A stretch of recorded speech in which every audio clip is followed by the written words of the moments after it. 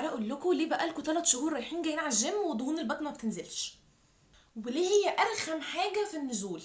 نفضل نعمل دايت ونروح الجيم ونعمل كل الحوارات اللي في الدنيا ونحرم نفسنا من كل الملذات، وبرده شويه الدهون اللي احنا حوشناهم في البطن على مدار العمر دول ما بينزلوش.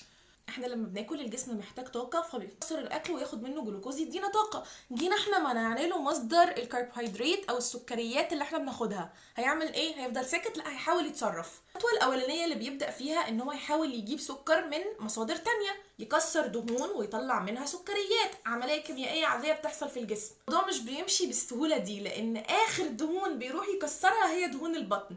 بيبتدي في البدايه ان هو يروح للكبد، الدهون اللي الكبد شايله عنده يكسره ويحوله لسكر يديني طاقه. لما ان شاء الله يبقى يخلص المخزون بتاع الدهون اللي موجود في الكبد واللي في العضلات، يبقى يروح يكسر الدهون اللي موجوده في الانسجه الدهنيه اللي بنسميها الاديبوز تيشو.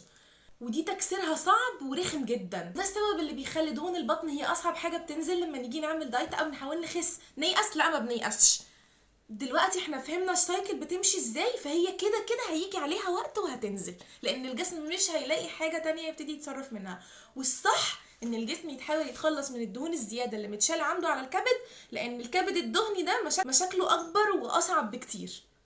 في ابسط من كده؟